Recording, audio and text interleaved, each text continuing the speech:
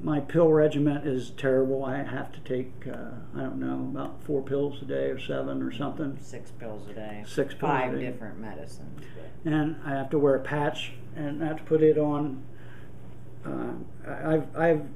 I've had as high as 3 patches on because I forgot to take the other ones off. And I make sure I give him his medicine and his patches every morning and at night. But I don't think to say to make sure you took the other one off. You know, I did start doing that here recently because I didn't realize that's something he wouldn't tell me. Oh, guess what I did? You know, he wouldn't tell me that. So I want to explain something too. Notes. I do everything I do is I have to write down. It's nothing. My whole world is done by notes now. I have to write them down.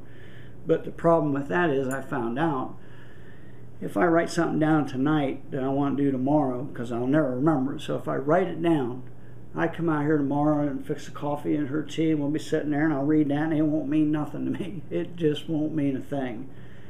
So that's a very discouraging thing. And right after your diagnosis, we started with the lists thing. You know, he'd tell me, well, tomorrow I'm going to do this or do that. You want a list? And he'd say, yeah. So I'd write him a little list. So that didn't work because he'd be doing number 1 on the list and he'd get all stressed out and nervous thinking, I'm never going to get to number 4 on that list. You know, and it just didn't work, did it? He said, okay, no more lists. No. If I walk in the bedroom and I see the sweeper needs run, then I'll run it. Or if I look outside and the grass needs mowed, I'll mow the grass. But no more lists because it wasn't working. Some people that might work real good for. No. I tell people what it is with me. They tell me all the time. They say, well, Rick, write yourself a note. Well, what happens is with the notes, it's like when you go from spring clothes, from winter clothes to spring clothes, and you reach in your pocket and you find a note that was in there like 4 months ago, and you pull it out and you read it and you're like, wow, I got no idea what that means. Well, that's how it is with me, except it's like it's daily. I would have to write a note and be absolutely specific. But when I write the note, I think, well, I'll remember this, so I just jot down a note. But the next day, it just doesn't work out like that. A perfect example, week before last. And Rick still drives within his comfort zone. You know, he'll go to Coshocton or over here to Lafayette. We have a camper up about halfway to Warsaw. You know, he's been doing that, so he knows that's in the long-term memory. But he came down to where I work at week before last, and he had to make 2 stops. And one of them was to the hardware store, and the second one was I had stuff in my car that he had to take out to the daughter's house, which is like right down from the hardware store. And he said, well, I said, I'll write you a note so you don't forget. So I wrote down their hardware store. Well, you had one more stop. I can't remember what it was, but I read there was 2 things on that note. I said, now, do you want me to get the computer and clothes out of the car? No, it's 30 feet from your office. I'll walk out the door. I got to walk past your car. Parked right beside it. And he was parked right beside my car. He calls me a little bit later. He went out to the hardware store. He headed out to the daughter's house and realized that he forgot to get that stuff out of my car. Just that quick, you know. I mean, because when we were doing that, what was it? 2 minutes, and he walked out the front door and walked right past my car and never got the stuff. You know, so it just, he said maybe I should have put on there, get stuff out of car, you know, but yeah, it's sometimes it just doesn't work out very good. It's hard. And then for the longest time, Phyllis thought that she'd tell me something, and she's like, well, it's a man thing. He's just not paying any attention. And a lot of times we'll be sitting here at the kitchen table in the mornings having a cup of coffee and a tea before she goes to work, and she'll be telling me something about whatever, and I'm like, I just know I'm sitting there looking at her like a deer in the headlight look, because I'm like, I don't even know who you're talking about. Yeah. And so she'll have to, what Alzheimer's does, it blocks your memory pathway. There's plaques and tangles in your brain, and Alzheimer's makes like a roadblock, and that memory just can't get through. But if she tells me someone's name and I'm like, I don't remember them, well, you know, they used to drive a green truck, a green Ford truck, and they've been married for 20 years and they live. Yeah. They used to live next door to us. To give us, if she tells me something like that, then I can. Oh, that's right. Now I know. Yeah. But if she talked about it a half hour later, I'd like, I don't know who's that. And we laugh about it because you got to keep your sanity, But it absolutely is. It drives you crazy.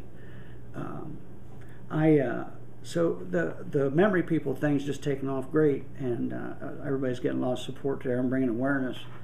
So then I decided about a year ago, I think it was. Well, it was before a year ago with the doctor telling you to write a journal. Yeah, that was a good one. He said, well, Rick, you need to write a journal every day. Write something in a journal. And to me, it sounded feasible, About your days, what happened. Good days, day. bad days, when it made sense. So I did that. I had an iPad, and I wouldn't at the end of the day, but every day when something happened, I'd write in right then, as soon as I could, so I wouldn't forget it. Well, it worked out for about 2 days. And then the third day, or whatever, fourth day, I'd forget to write in it. And then the fifth day, I couldn't remember what happened the fourth day. And then I get so worked up, I'm like, well, I can't write it. I don't know what's going on. So you'd write what happened the fifth day, and then it might be a week later, and it's like, oh, I forgot to do that. Yeah, it didn't work out at all. So I decided that I would do a video,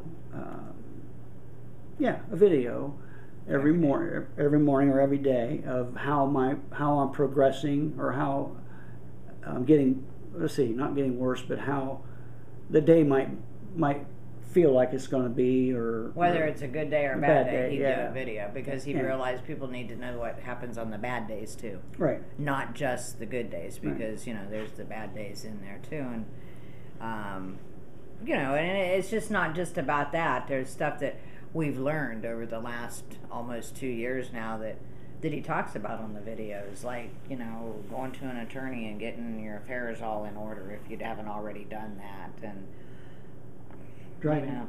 About driving, and this just all kinds of stuff like that, and what he tells people, if you think you got a problem, or if you think your family member has a problem, then you probably do, and you better go get checked out. And just stuff like that. It's not just about his day. Oh no. And on Memory People, there's how many spin-off sites to Memory People? 12. Yeah, 13, and one of them is Memory People Resources.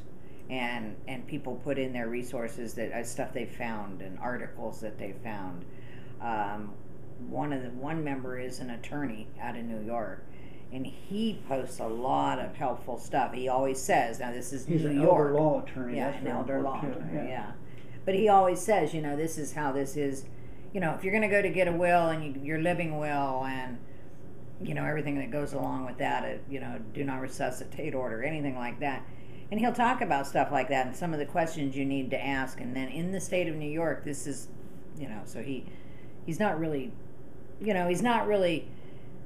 how do you say it? He just makes sure he tells everybody that some of the things that you should do when you go to an attorney. And this is how we do it in the state of New York. He's not practicing law over the internet. Yeah. Yeah, basically, yeah. Because we don't do that. It's just like medication. We don't tell people to. We talk about suggestions and medications and how they help some and don't help others, but somebody might say, well, my mom was on this, and it's just not working, and somebody will come back on and say, well, you need to talk to your doctor, instead of saying, well, my husband's on this, and this is what he needs to be on, because you need to put your husband on this because it's the best. No, they don't do that, because you're not doctors. No. Well, I did about, I don't know, let's say half a dozen videos, I guess, and just by fluke, I said, I'm doing these videos now because the journal thing didn't work out for me, so I was thinking about posting one on here and see what everybody thought, and it just spread like wildfire. It was just because we had so many caregivers on there, and I'd talk about something that happened to me or I was going through, and with sundowners or a lot of times I don't like to be, more than 2 people was like a crowd for me now, and I can't go to basketball games anymore, and just a lot of things that you talk about. And it was so well perceived that I started posting my Memory People every day, and I just got all kinds of reviews, and it was all excellent. So we took that, and I decided that this needs to be we need to broaden this yet. And so I along with the help of a good friend of ours, Leanne James, who lives in Washington State, she's actually what we call my personal assistant. And thank goodness for Leanne. Yeah, with the help of her and Phelps June, we had a company build a website for us, and the website's called While I Still Can, and I post videos on there.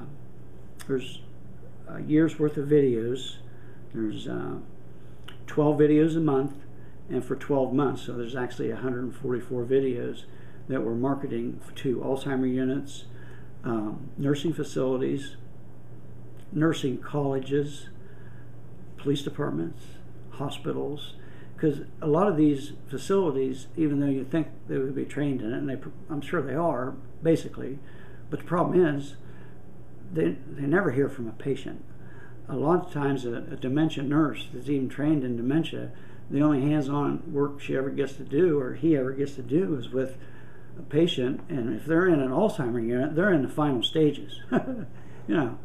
You can't learn anything from them because they can't interact.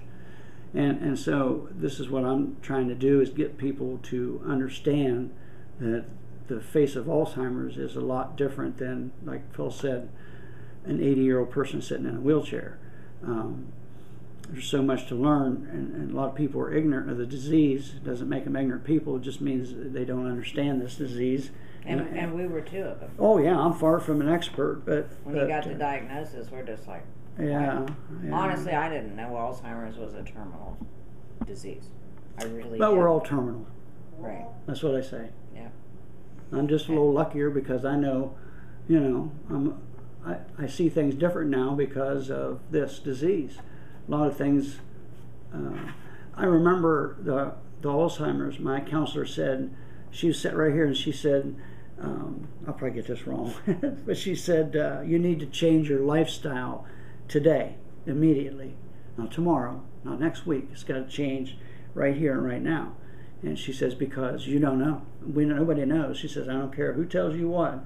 You've got to take every day and live it at its fullest.